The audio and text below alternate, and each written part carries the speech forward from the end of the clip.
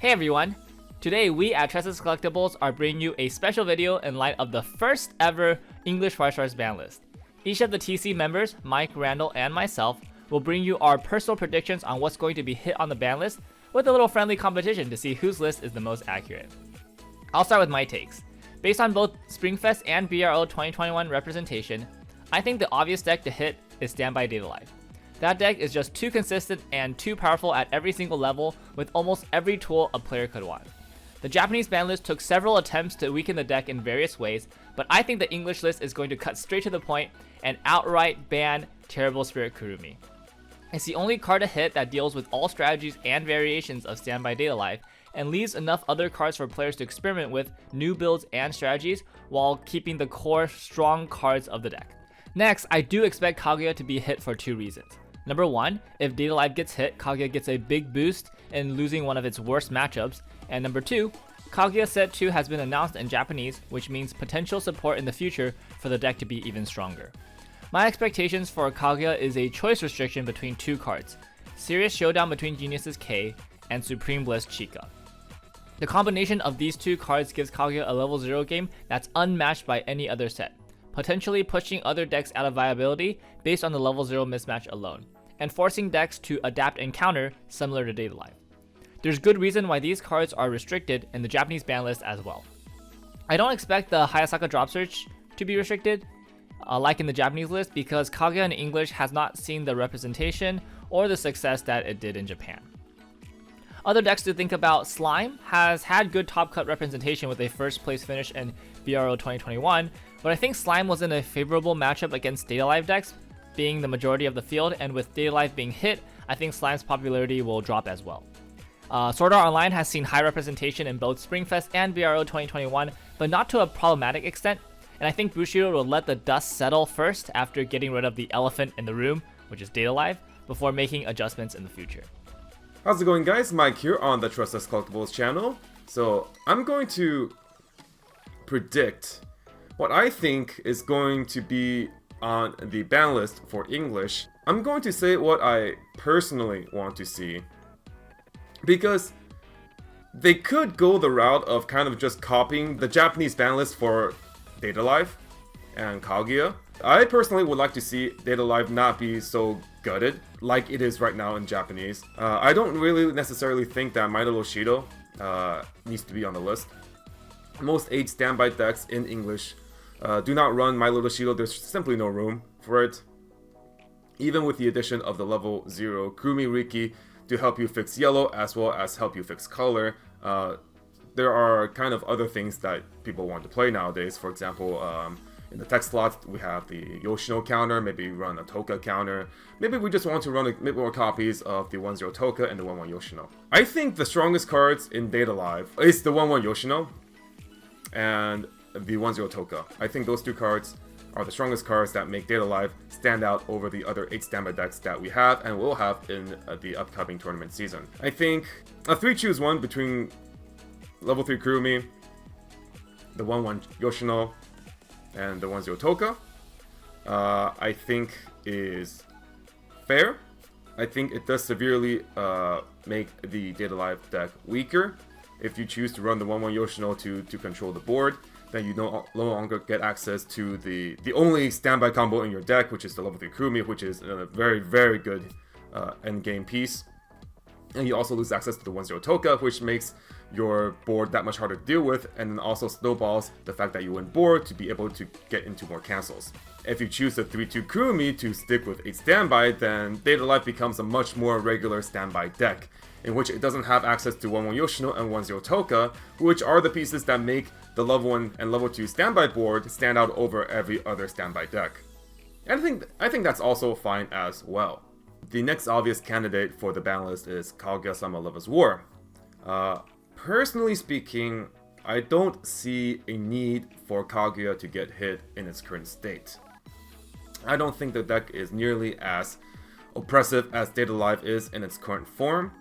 I think the deck is very fair. It kind of just is a deck that does everything quite well, answers most boards really well. But I don't necessarily think it's unfair or necessarily too unbalanced. And it certainly hasn't really shown the results that we expected it to show, compared to its Japanese counterpart, which has consistently topped in its format. If Bushiroad does want to hit English Kaguya, I think this is what I would choose. I would choose the 3-2 Shirogane, the level 0 Chika, and then the level 0 K Runner. And then you still have a lot of deck building options. If you want to still run Chika for the early game consistency, you can, and then you can just run other things. Your level 2 game and level 3 game become a bit weaker in terms of being able to answer your opponent's board, in terms of the 3-2 Shirogane being like a blanket answer to everything. But it's not like the set doesn't have answers to early plays, because you still have things like the 2-1 Kaguya, or kind of like, I believe like the set has like a anti-level stock bomb or something. So that wouldn't necessarily be the worst, right? And then if you want to play Shirogane, because like Shirogane is just still a really good card, then you give up Chika and K-Runner, which I think is a fair trade-off. This list, I think, will still keep Kaguya still pretty playable, right? Fans of Kaguya that want to play Kaguya at a competitive level will still be able to do so. And you're going to be slapping Kaguya on the wrist and making its overall power level a bit more toned down, either at the level 0 or at the level 2 and 3 game. So that's what I have for you guys in terms of my predictions for the upcoming English restriction list. There are a couple other candidates. For example, Fate is completely unbanned in English as well, compared to its Japanese counterpart, and for the most part, there really isn't any difference between the two sets. Japanese technically does have the Fate Stay Night original set, as well as Fate Hollow Ataraxia, in which they have a few techie cards you can reuse. But I think for the most part, English Fate is... It is what it is. I don't think it really sees any tops.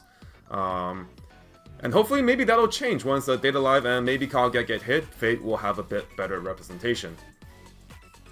But I don't necessarily think Fate needs to be hit either.